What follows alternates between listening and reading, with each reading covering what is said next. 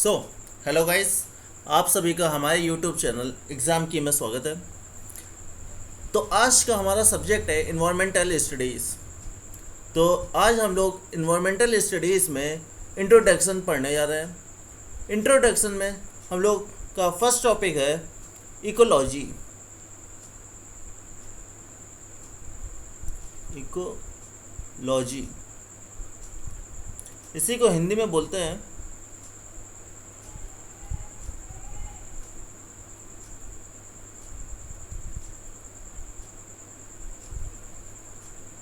पारिस्थितिकी। सो इकोलॉजी होता क्या है, ये देखने से पहले गाइस मैं आपसे एक रिक्वेस्ट करना चाहता हूँ कि अगर आप लोग हमारे यूट्यूब चैनल में नए हैं तो आप हमारे इस चैनल को सब्सक्राइब करना ना भूलें, ताकि आपको आगे आने वाली वीडियोस का नोटिफिकेशन तुरंत मिल सके। तो चलिए स्टार्ट करते हैं कि इकोलॉजी होता क्या है। ये विज्ञान की वो शाखा होती है जिसके अंतर्गत हम लोग इन्वायरमेंट को और जीवों के परस्पर संबंधों का अध्ययन करते हैं। तो मतलब किसका? इन्वायरमेंट का एंड प्लस जो हमारे जीव हैं, ठीक है ना, जीवों का, इनके बीच का जो हम लोग परस्पर संबंधों का इनका हम अध्ययन करते हैं, वही हमारा इकोलॉजी कहलाता है। ठीक है, इसी को हम लोग इकोलॉजी बोलते हैं। ठीक, अब इकोलॉजी हमारा जो ये शब्द है, ये हमारा शब्द दो शब्दों से मिलके बना है। ये शब्द हमारा दो शब्दों से मिलके बना है और ये दोनों शब्द हमारे ग्रीक शब्द हैं। ठीक है ना, ग्रीक वर्ड है। एक वर्ड है ओइकोस एंड सेकंड वर्ड है लोगोस। ठीक, अब हमारे ओकोस का मतलब क्या होता है? ओकोस का मतलब होता है कि रहने का स्थान, रहने का स्थान, मतलब कि जहाँ पे जीव अपना आवास होता है, जीव का आवास होता है, उसको ग्रीक वर्ड में ओकोस कहते हैं। और लोगोस का अर्थ होता है, लोगोस का अर्थ होता है विज्ञान, मतलब कि साइंस, विज्ञान। तो जीवों के रहने के स्थान में जो एक विज्ञान है, उसी को हम लोग, जिसका हम अध्ययन करते हैं, उसी को हम लोग इकोलॉजी बोलते हैं। ठीक है गाइस, चलिए नेक्स्ट क्वेश्चन की तरफ चलते हैं। तो अब बात आती है कि इकोलॉजी, तो इकोलॉजी को हम ऐसे लिखें, इकोलॉजी की जो डेफिनेशन होती है वो ये होती है कि इकोलॉजी एक नया शब्द है जिसका अर्थ होता है कि वह आवास जहाँ जीव बसता है, जहाँ जीव बसता है। ओके, सो ये हमारी सिंपल डेफिनेशन है इकोलॉजी की। अब बात आती है कि इकोलॉजी को किसने बताया, कि इकोलॉजी का कौन हमारा जन्मदाता है।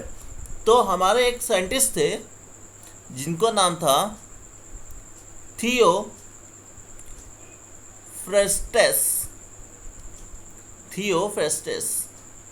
ये हमारे इकोलॉजी के जन्मदाता हैं। ठीक है, यही हमारे फादर हैं।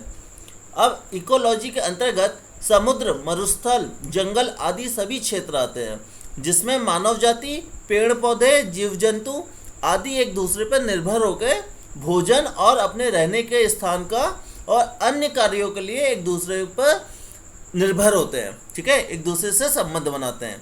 तो ये होता है हमारा इकोलॉजी। अब इकोलॉजी को हम लोग ने दो पार्ट में डिवाइड किया। तो इकोलॉजी के दो पार्ट हैं। फर्स्ट पार्ट इज इकोलॉजी, इसको हमने दो पार्ट में डिवाइड किया। फर्स्ट पार्ट होता है हमारा स्व, हिंदी में बोलते हैं इसको स्व पारिस्थितिकी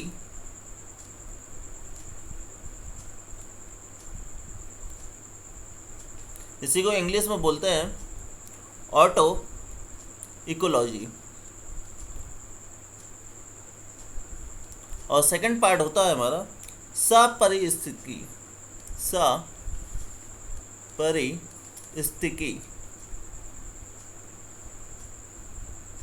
इसी को इंग्लिश में बोलते हैं साइनेकोलॉजी। ठीक है, तो चलिए देखते हैं कि ऑटो इकोलॉजी क्या होता है। सबसे पहले तो हेडिंग डालते हैं ऑटो इकोलॉजी।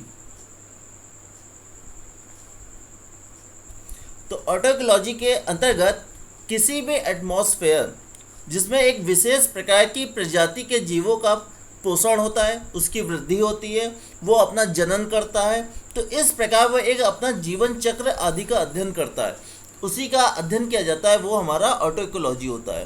तो इसमें मतलब कि हम ऐसे लिखें कि एक विशेष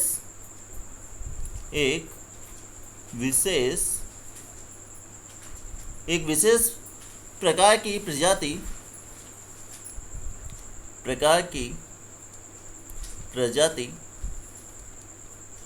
एक विशेष प्रकार की प्रजाति के जीवों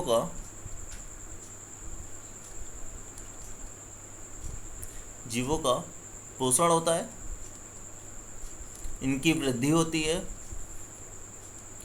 और ये अपना जनन करते हैं, जनन होता है, ठीक है, और अपना जीवन चक्र एवं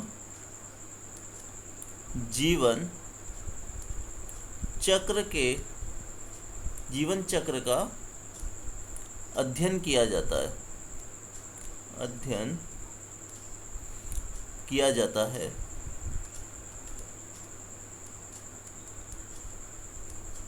तो वो हमारा क्या कहलाता है, वो हमारा ऑटो इकोलॉजी कहलाता है। ठीक है गाइस, चलिए नेक्स्ट देखते हैं। सेकंड है हमारा साइनेकोलॉजी।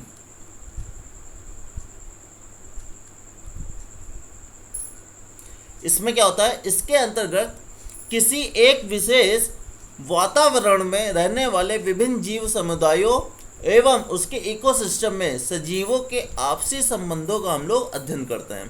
ठीक है ना, तो इसको ऐसा लिखे कि इसके अंतर्गत किसी एक विशेष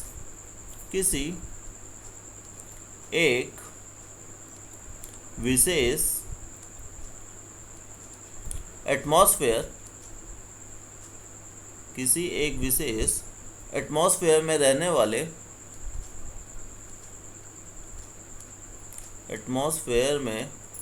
वाले विभिन्न जीव समुदायों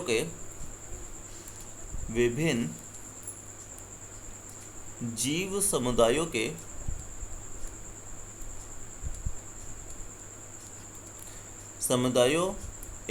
तथा उनके इकोसिस्टम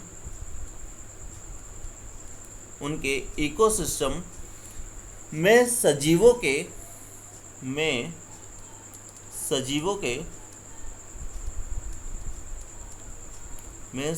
के आपसी संबंधों का, जो उनके बीच में आपस में रिलेशन होता है, आपसी संबंधों का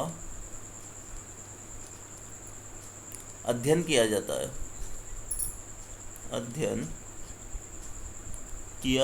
है।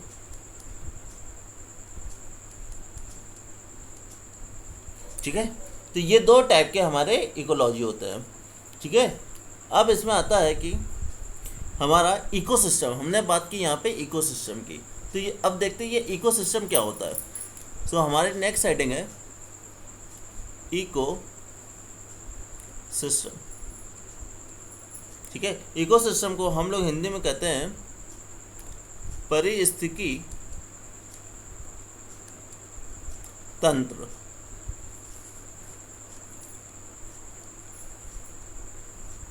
ये हमारा इकोसिस्टम है। ठीक है, अब बात करते हैं इकोसिस्टम है क्या। तो इकोसिस्टम जो होता है वो इंग्लिश के दो शब्दों से मिलकर बनता है। ठीक है ना, तो ऐसे लिखे इकोसिस्टम इक्वल टू, इकोसिस्टम जो होता है, एक होता है इको प्लस सिस्टम।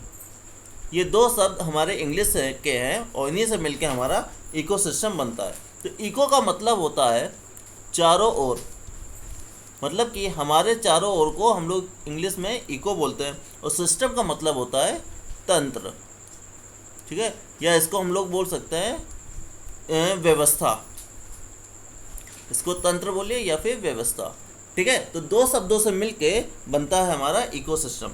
तो होता क्या है कि इकोसिस्टम एक जो होता है वो अंतःक्रियात्मक एवं आत्मनिर्भर प्राकृतिक व्यवस्था होती है, ठीक है ना। ये अपना सेल्फ डिपेंडेंट ये एक प्रकार की व्यवस्था है। तो इसके अंतर्गत क्या होता है, इकोसिस्टम के अंतर्गत हम लोग बायोटिक एंड एबायोटिक दोनों ही प्रकार के एटमॉस्फेयर को सम्मिलित करते हैं, ठीक है। तो क्या होता है, एक है हमारा बायोटिक एंड सेकंड है एबायोटिक। हम इसमें दोनों ही प्रकार के अपने सिस्टम को ऐड करते हैं, ठीक है। और ये क्या होता है, ये दोनों एक दूसरे को प्रभावित करते हैं, ठीक है। बायोटिक और एबायोटिक जो होते हैं एक दूसरे को प्रभावित करते हैं और इनमें पारस्परिक संबंध होता है।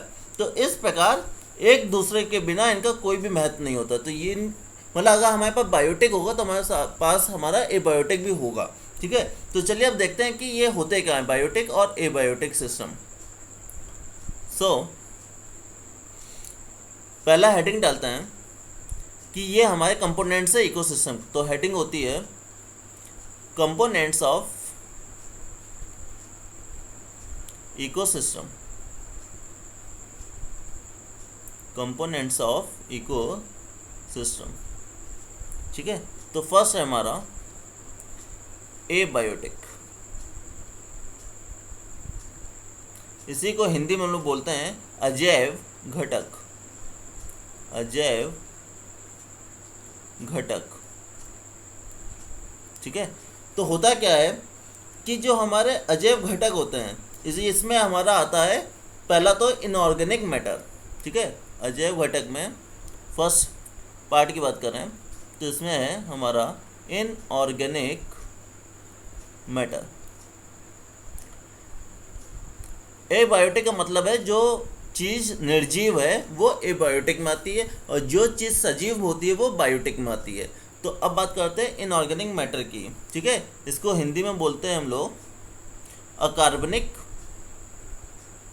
अकार्बनिक पदार्थ,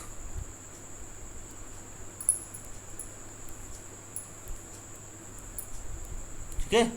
चलिए तो होता क्या है इनऑर्गेनिक मैटर ये देखते हैं। तो इनऑर्गेनिक मैटर में हमारे कुछ मैटर आते हैं जैसा कि nitrogen, oxygen, phosphorus, sulphur, hydrogen एवं एंड वाटर H2O। तो ये सब हमारे इनऑर्गेनिक मैटर के अंतर्गत आते हैं और इनका क्या होता है एटमॉस्फेयर में एक तरीके से साइकिल चलती रहती है, ठीक है, जो हमारे जीवन के लिए बहुत ही आवश्यक होती है, ठीक। तो अब जैसे कि हम वाटर की बात करें तो इसमें यहाँ लिखें फर्स्ट वाटर साइकिल की बात करते हैं। चलिए वाटर साइकिल, इसी को बोलते हैं जलीय चक्र,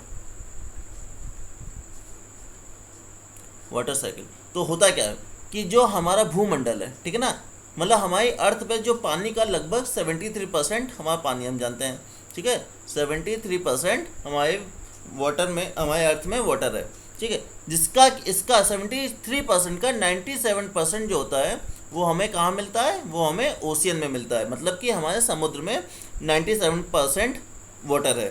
किसका 73% का 73% का 97% हमारा समुद्र में है। बाकी जो भी रिमेनिंग पार्ट है वो कहाँ पे, वो पृथ्वी के अन्य भागों में होता है, ठीक है। तो पानी आता कैसे, तो मान लेते हैं कि ये इसकी साइकिल जो होती है ये हमारे बादल, ठीक है, मतलब कि क्लाउड, ये हमारे बादल हैं। बादल से क्या होती है, रेनिंग होती है, मतलब कि वर्षा होती है, रेन होती है। रेन का पानी कहाँ चला जाता है, रेन का पानी हमारे पॉन्ड में, ठीक है, रिवर में, मतलब कि नदी तालाबों में हमारा रेन का पानी जाता है, ठीक है, वहाँ पे जाके एकत्र हो जाता है, इकट्ठा हो जाता है। अब यहाँ से रिवर और पॉन्ड से हमें कौन लेता है, यहाँ से हमें प्लांट्स जो प्लांट्स होते हैं वो यहाँ से पानी लेते हैं, फिर इससे क्या होता है, प्लांट से इसका इवोपोरेशन होता है, ठीक है, इवेपोरेशन होता है, और ये इवेपोरेशन होकर कहाँ जाता है, वापस ये बादलों में चला जाता है, मतलब कि क्लाउड में चला जाता है। तो इस प्रकार वाटर का एक तरीके से साइकिल चलता रहता है, ठीक है। तो ये हो गई हमारी वाटर साइकिल। अब नेक्स्ट आता है हमारा नाइट्रोजन साइकिल। तो नेक्स्ट है हमारी नाइट्रोजन साइकिल। नाइट्रोजन साइकिल में क्या होता है कि हमारी बॉडी में नाइट्रोजन जो होता है वो प्रोटीन के रूप में हमें मिलता है, ठीक है। जो हमारा नाइट्रोजन है ये हमें किस रूप में मिलता है, हमारी बॉडी में प्रोटीन के रूप में। तो प्रोटीन के रूप में हमारी बॉडी में होता है।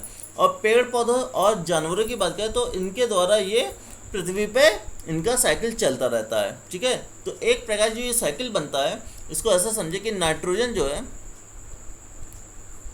ये हमारे प्लांट्स लेते हैं, ठीक है। और प्लांट से कौन लेता है, एनिमल लेते हैं, ठीक है। अब क्या हो रहा है कि एनिमल और प्लांट्स जब दोनों लोग मर रहे हैं, मतलब दोनों का निधन हो रहा है, डेड हो रहे हैं, ये दोनों जब डेड होते हैं तो इनसे क्या निकलता है, NH4, ठीक है। यहाँ से जब इनकी बॉडी डेड हो जाती है तो यहाँ से हमें NH4 मिलता है। अब NH4 का क्या होता है, जब ये NH4 निकलता है तो इसका एक बैक्टीरिया होते हैं जिनको बोलते हैं नाइट्रीकरण बैक्टीरिया, ठीक है। तो ये इसको NH4 को नाइट्रेट में कन्वर्ट कर देते हैं, ठीक है, नाइट्रेट में कन्वर्ट कर देते हैं, ठीक है। इसे यहाँ लिख देता हूँ मैं, ये कौन से बैक्टीरिया होते हैं, नाइट्रीकरण, ठीक है, जीवाणु, ठीक है। अब इसको नाइट्रेट में कन्वर्ट कर देता है और नाइट्रेट से क्या होता है, ये वापस नाइट्रोजन में बन जाता है, ठीक है। तो वापस ये नाइट्रोजन में बन जाता है और फिर नाइट्रोजन से क्या होता है, फिर प्लांट्स और एनिमल लेते हैं। तो इस प्रकार ये नाइट्रोजन की साइकिल चलती रहती है, ठीक है। चलिए नेक्स्ट देखते हैं। नेक्स्ट साइकिल है हमारी carbon cycle. So third is carbon cycle. Carbon cycle. So carbon cycle में होता क्या है कि हमारे जो एटमॉस्फेयर है, एटमॉस्फेयर में कई सारे हमारे मैटर होता है, तो उसमें एक हमारा कार्बन भी होता है। तो कार्बन जो होता है वो हमारा CO2 के रूप में, एयर के रूप में होता है। अच्छा, आप बात करें कि हमारे एटमॉस्फेयर में CO2 कितनी है, ठीक है ना, ये हमारा क्वेश्चन है कि हमारे एटमॉस्फेयर में CO2 कितनी होती है। तो हमारे एटमॉस्फेयर में 0.039% CO2 है, ठीक है।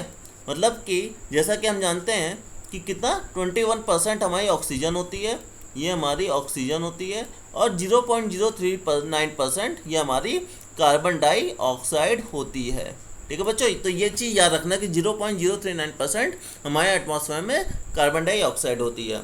तो अब क्या होता है, जो भी हमारी क्रियाएं होती हैं, ठीक है ना, जो हमारी ह्यूमन बीइंग्स की क्रियाएं होती हैं और जो हमारा इंडस्ट्रियलाइजेशन होता है, ठीक है। तो इंडस्ट्रियलाइजेशन मतलब कि जो हम लोग उद्योग लगाते हैं, इसको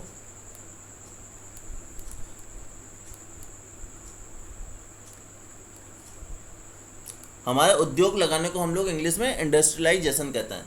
तो इससे और फिर हम लोग क्या करते हैं, जंगलों का कटाव करते हैं, मतलब कि जो हमारे जंगल हैं वहाँ फॉरेस्ट है उनका हम लोग कटाव कर देते हैं। या फिर ऐसा होता है कि वोल्केनो, ज्वालामुखी जो निकलती हैं, तो वहाँ से जो निकलता है तो ये सब आगे क्या होता है, ये सब हमारे कार्बन डाइऑक्साइड को इंक्रीज करते हैं, ठीक है ना।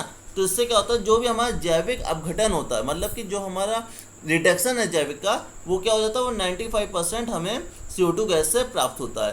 तो इसको हम ऐसे लिखें कार्बन साइकिल को कि अब कार्बन डाइऑक्साइड के रूप से जो कन्वर्ट होता है वो हम लोग मानव क्रियाओं से, या फिर उसको हम लोग जंगलों का कटाव करते हैं, हम लोग इंडस्ट्रियलाइजेशन को इंक्रीज कर रहे हैं बार बार, तो वहाँ से कार्बन डाइऑक्साइड बहुत ज़्यादा मात्रा में इंक्रीज हो रही है। आज से 10-15 साल पहले यही मात्रा जो कार्बन डाइऑक्साइड की थी वो हमें 0.03% थी, ठीक है। जो कि इंक्रीज होगा, आज कितनी हो गई है, 0.039% हो गई है, जो कि हमारे अर्थ के लिए बिल्कुल भी सही नहीं है।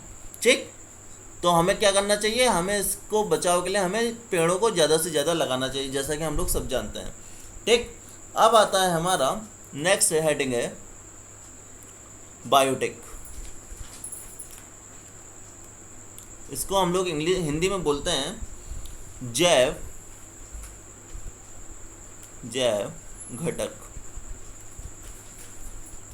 अच्छा, अब बात करते हैं बायोटेक होता क्या है। तो जितनी भी सजीव चीज़ें होती हैं वो सब हमारी बायोटेक में आती हैं। तो ये इसका हम देखते हैं कि एक होते हैं हमारे प्रोड्यूसर, ठीक है, एक हमारा होता है कंज्यूमर, और एक हमारा डिकम्पोजर।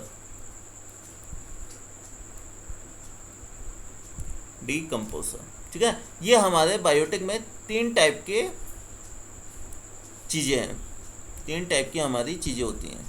ठीक है, अब बात करते हैं कि प्रोड्यूसर क्या होते हैं। तो प्रोड्यूसर जो होते हैं हमारे, ये 2 टाइप के होते हैं जो प्रोड्यूस कर रहे हैं। एक होते हैं स्वापोषित, और एक होते हैं परपोषित।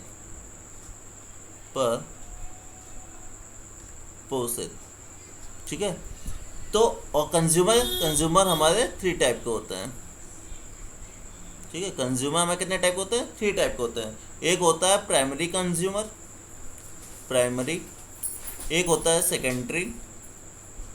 सेकेंडरी कंज्यूमर, और थर्ड होता है हमारा टर्सरी कंज्यूमर।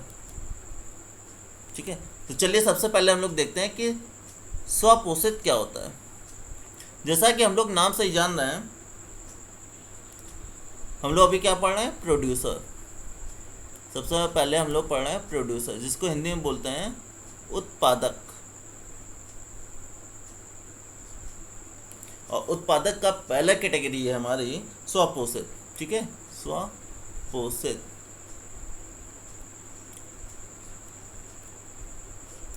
तो स्वपोषित जैसा कि नाम से पता चल रहा है, खुद से किया करने वाला पोषण।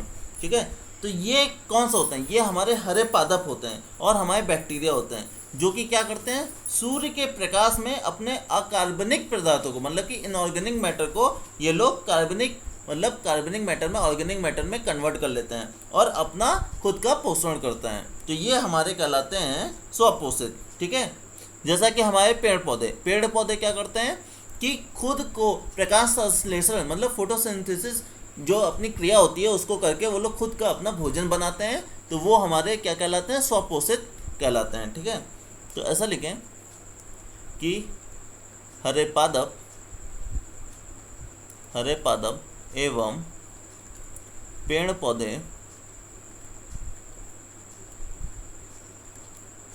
प्रकाश संश्लेषण में क्रिया करके अपना भोजन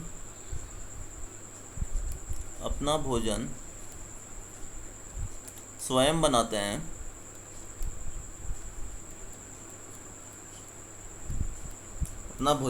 बनाते हैं।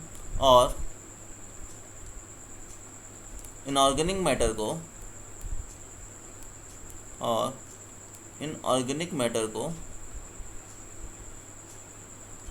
ऑर्गेनिक मैटर में कन्वर्ट करता है।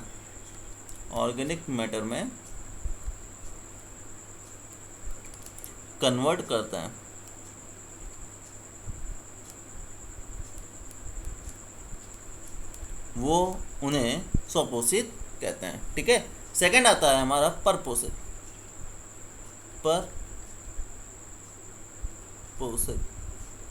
जैसा कि नाम से पता चल रहा है, पर मतलब दूसरों पे निर्भर रहने वाला, दूसरों पे डिपेंड रहने वाला। ठीक है, तो ये ऐसे जंतु होते हैं जो पौधों द्वारा निर्मित कार्बनिक पदार्थों को अपना भोजन बनाते हैं। तो इन्हीं को परपोषित कहते हैं। जैसा कि मान लीजिए हमारे क्या हो गए परपोषित में, कि जैसे कि आपका मान लीजिए कि बकरी हो गई, भेड़ हो गई, ये लोग क्या करते हैं, ये लोग पेड़ पौधों को खा जाती हैं। मतलब कि ये अपना भोजन स्वयं नहीं बनाती, पेड़ पौधे अपना भोजन स्वयं बनाते हैं और ये लोग जाके पेड़ पौधों को खा जाती हैं। तो ये क्या हो गए, दूसरों पर डिपेंडेंट होने वाले हो गए, तो ये हमारी परपोषित हो गई। ठीक है, तो ऐसा लिखें कि पौधों द्वारा निर्मित इनऑर्गेनिक मैटर को नहीं, पौधों द्वारा निर्मित ऑर्गेनिक मैटर को, क्योंकि पौधे तो इनऑर्गेनिक को ऑर्गेनिक में कन्वर्ट कर लेते हैं, तो ऑर्गेनिक मैटर को अपना भोजन बनाते हैं।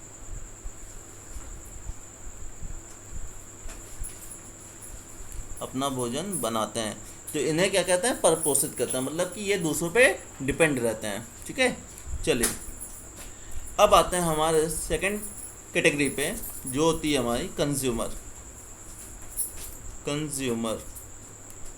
इसको हिंदी में क्या कहते हैं, उपभोक्ता।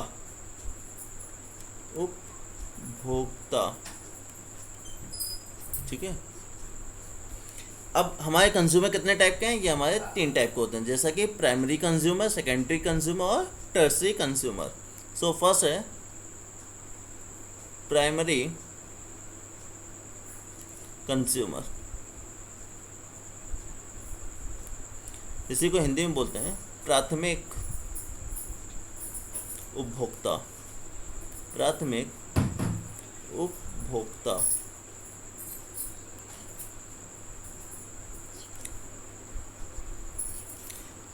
तो होता क्या है कि मान लेते हैं कि जो भी हमारी वनस्पति है, पेड़ पौधे हैं, उनका सेवन करने वाले जो भी हमारे जंतु हैं, जो कि हमारे शाकाहारी हैं, ठीक है ना, तो वो हमारे क्या होते हैं, वो इकोसिस्टम के हमारे प्राइमरी कंज्यूमर होते हैं।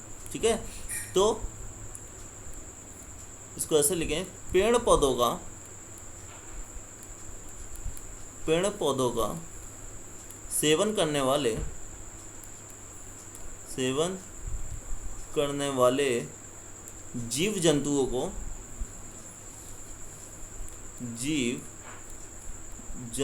को क्या कहते हैं, जीव जंतुओं को हम लोग शाकाहारी, ठीक है ना, जो मांस नहीं खाते हैं, शाकाहारी प्राणी कहते हैं। अगर एग्जाम्पल की बात करें तो क्या होगा, कहते हैं, अगर हम लोग एग्जाम्पल की बात करें तो कौन कौन से होंगे हमारे, जैसा कि हमारा होता है डियर ना, डियर हो गया और रैट हो गया। ठीक है, इंसेक्ट हो गए, इंसेक्ट मतलब कि कीड़े मकोड़े, तो ये सब क्या खाते हैं, पेड़ पौधों खाते हैं, ये सब शाकाहारी होते हैं, तो ये हमारे प्राइमरी कंज्यूमर होते हैं। सेकंड आता है हमारा सेकेंडरी कंज्यूमर, मतलब कि हिंदी में बोलें इसको द्वितीयक उपभोक्ता।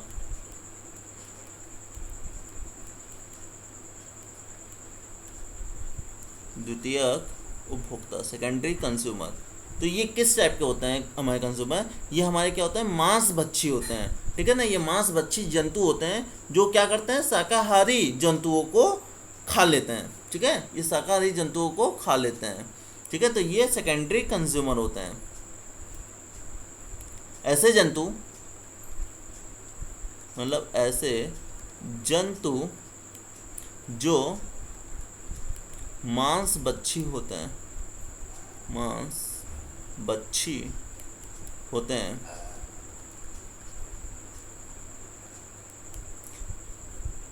शाकाहारी जंतुओं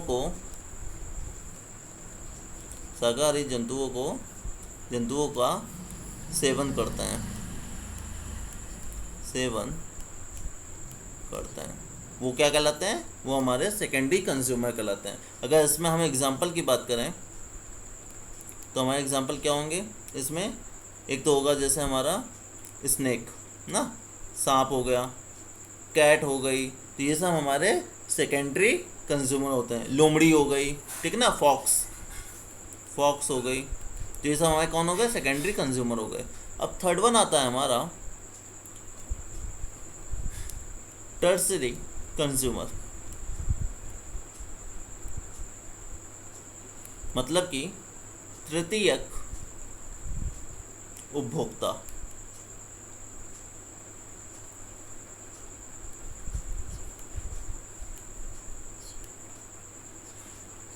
तो ये किस टाइप के होते हैं, तो ये हमारे ऐसे जंतु होते हैं जो दूसरे मांसभक्षी जंतुओं का सेवन करते हैं, ठीक है ना, मतलब कि द्वितीय उपभोक्ताओं का जो हमारा सेवन करता है, तो वो हमारे टर्सरी कंज्यूमर कहलाते हैं। तो ऐसे जंतु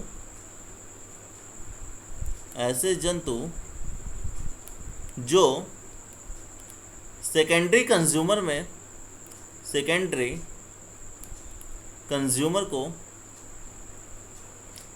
कंज्यूमर एवं प्राइमरी कंज्यूमर दोनों का सेवन करते हैं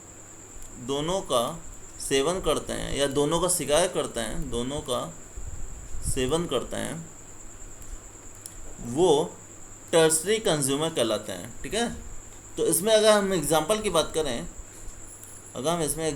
बात करें, तो जैसे लायन, ठीक है ना, लायन होता है, उल्लू हो गया, गिद्ध हो गए, ठीक है ना, लायन हो गए, गिद्ध हो गए, तो ये सब किस में आते हैं, टर्सरी कंज्यूमर में आते हैं, ठीक है ना। तो इस प्रकार ये हमारे कंज्यूमर होते हैं। अब आता है इसमें नेक्स्ट हेडिंग है हमारी थर्ड, क्या था, पहला तो हमारा क्या था, पहला था हमारा आपका प्रोड्यूसर, सेकंड था हमारा कंज्यूमर, और थर्ड है डिकम्पोजर।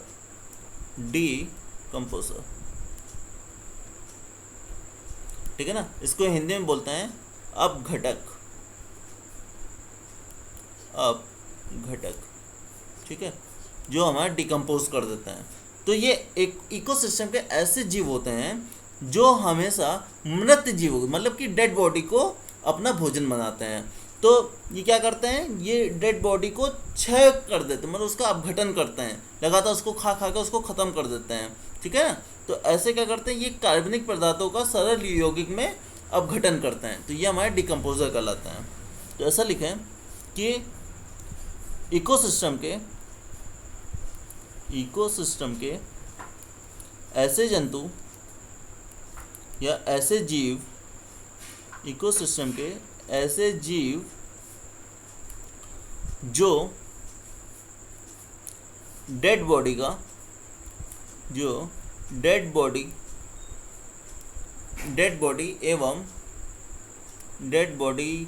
या ऐसे लिखे हैं, डेड बॉडी का अपघटन करते हैं, अपघटन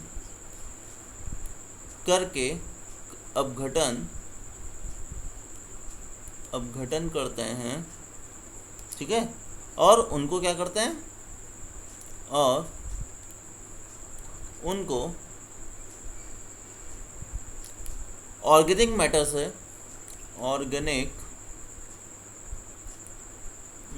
से सरल यौगिक में, मतलब सिंपल यौगिक में, सरल यौगिक में कन्वर्ट कर देते हैं, यौगिक में कन्वर्ट करते हैं, उन्हें हम डिकम्पोजर कहते हैं, ठीक है ना, उन्हीं को हम लोग डिकम्पोजर कहते हैं, ठीक है। तो इस प्रकार हम लोग ने अपने जो भी हमारे बायोटिक थे उन सबको हमने देख लिया, ठीक। सो नेक्स्ट टॉपिक आता है हमारा कि अब हमारा नेचर क्या है, इकोसिस्टम का नेचर क्या है। तो ऐसे हेडिंग डालें, नेचर ऑफ इकोसिस्टम, ठीक है, मतलब कि हिंदी में पारिस्थितिकी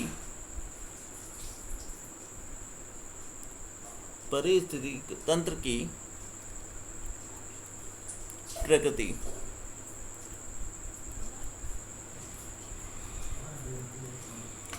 मतलब हमारे इकोसिस्टम का नेचर क्या है। ठीक है, तो जैसा कि हम जानते हैं कि हमारे जो जीव समूह होते हैं इनको निरंतर अस्तित्व में रहने के लिए एक ऊर्जा चाहिए होती है। ठीक है ना, मतलब एक ऊर्जा की निरंतर उनको पूर्ति होनी चाहिए। तो ऐसा करने के लिए क्या होता है कि एक ये रासायनिक तत्वों का ये लोग एक अपना साइकिल बनाते हैं। ठीक है ना, तो इस प्रकार जो होता है जैविक और अजैविक एटमॉस्फेयर आपस में निरंतर प्रतिक्रिया करते हैं। तो इन सबको ही हम लोग परिस्थिति तंत्र का हम लोग प्रकृति कहते हैं, उसके हम लोग नेचर कहते हैं। ठीक है,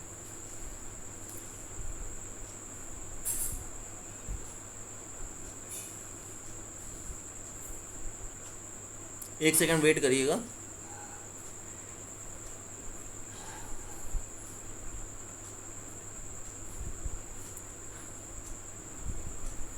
तो इसी को हम लोग नेचर ऑफ इकोसिस्टम बोलते हैं। तो इकोसिस्टम के इसमें फर्स्ट होता है,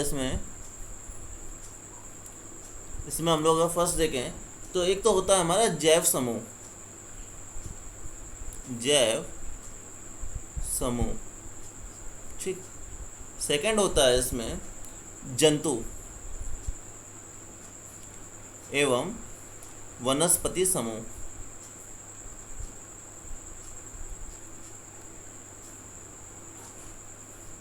ठीक, थर्ड होता है जो भी हमारा जैव समूह है उनका समाप्त होना और नए जैव समूह का आना। ठीक है, तो पुराने जैव समूह जो हैं हमारे जैव समूह का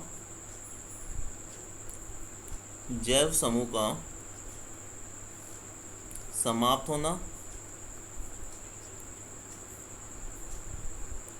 और नए जैव समूह का उनके स्थान पर आना, नए जैव समूह का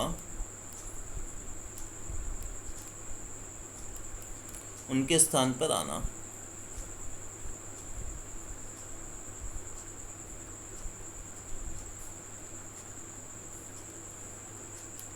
ठीक, फोर्थ है कि ऊर्जा का मतलब एनर्जी का निरंतर चलते रहना, ऊर्जा का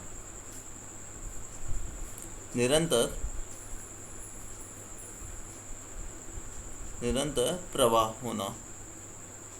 ठीक, तो इस प्रकार ये सारे चीज़ें हमारे नेचर ऑफ इकोसिस्टम के अंतर्गत आती हैं।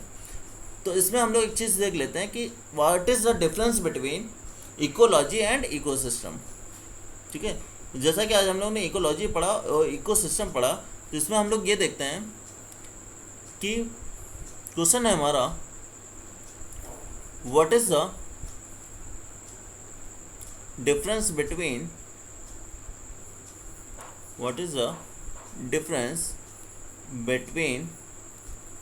ecology and ecosystem। ठीक है, तो चलिए देखते हैं। इधर लिखते हैं इकोसिस्टम और इधर लिखते हैं हम लोग इकोलॉजी। ठीक, बीच में हम लोग ऐसे लाइन खींच लेते हैं। चलिए, तो फर्स्ट पॉइंट देखते हैं कि हमारे इकोसिस्टम में क्या होता है। तो इकोसिस्टम में जैसा कि मैंने बताया आपको कि इसमें एक समुदाय का और उसके एटमॉस्फेयर के बीच के संबंधों का अध्ययन करते हैं। ठीक है ना, तो लिखें किसी समुदाय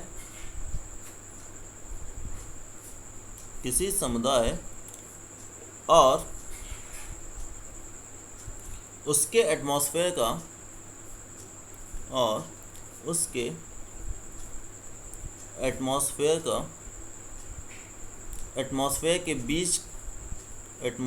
के बीच के रिलेशनशिप का, बीच के संबंधों का अध्ययन किया जाता है। ठीक है, तो ये होता है हमारा इकोसिस्टम। अब आते हैं इकोलॉजी में। तो इकोलॉजी में क्या होता है कि जो भी हमारे जीव हैं, जीवों के आपसी व भौतिक एटमॉस्फेयर के संबंधों को हम लोग के अध्ययन को हम लोग इकोलॉजी बोलते हैं। ठीक है ना, तो जीवों के आपसी व भौतिक मतलब कि फिजिकल, भौतिक एटमॉस्फेयर के भौतिक एटमॉस्फेयर के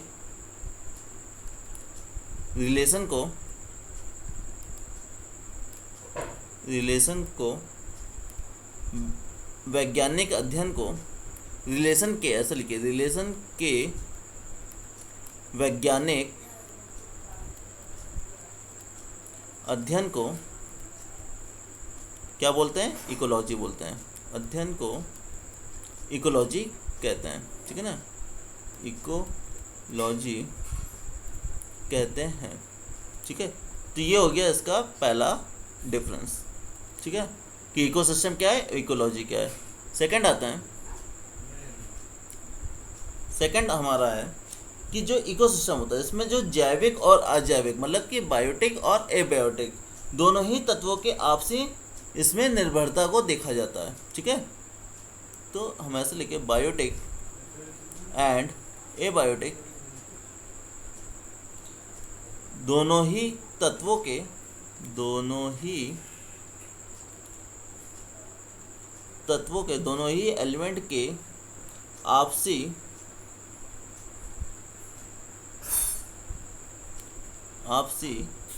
निर्भरता मतलब कि डिपेंडेंट को देखा जाता है,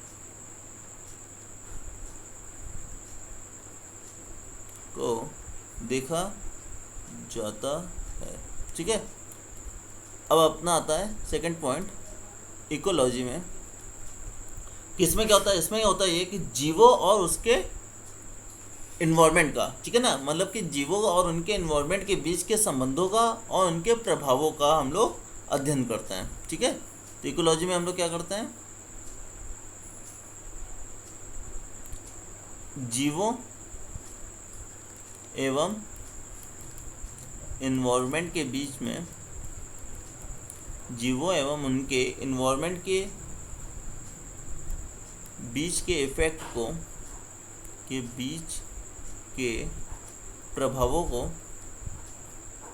प्रभावों का अध्ययन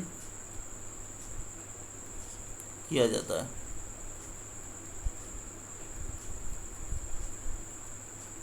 उनके बीच की एनालिसिस की जाती है, ठीक है ना। थर्ड आता है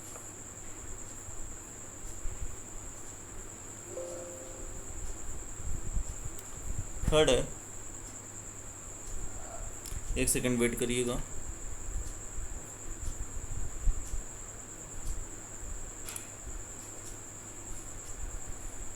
ये रह गया, एक सेकंड में लिख देता हूँ। हाँ, एवं इन्वायरमेंट, जीवों एवं इन्वायरमेंट के बीच के प्रभावों का अध्ययन किया जाता है,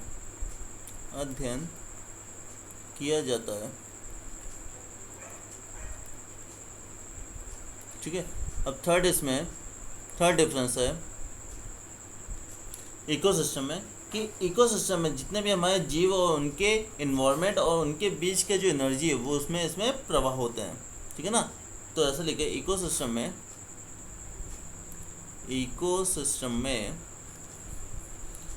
जीव, पर्यावरण एवं ऊर्जा यानी कि एनर्जी, ऊर्जा का प्रवाह होता है,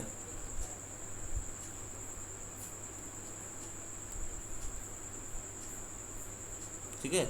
इसमें इकोलॉजी में क्या होता है, इसमें जीव और ओनली इन्वायरमेंट होता है, इसमें जीव व पर्यावरण होता है, ठीक है। तो इस प्रकार इकोलॉजी और इकोसिस्टम के बीच में डिफरेंस होता है। सो आई होप गाइस कि आप सभी को अब तक जितना भी मैंने बताया है वो इन्वायरमेंट में अच्छे से समझ में आया होगा। तो अगर गाइस आपको ये वीडियो अच्छा लगता है तो इसे लाइक करें, और आप हमारे अगर चैनल में बिल्कुल नए हैं तो इसे सब्सक्राइब करना बिल्कुल ना भूलें। सो गाइस, जय हिंद।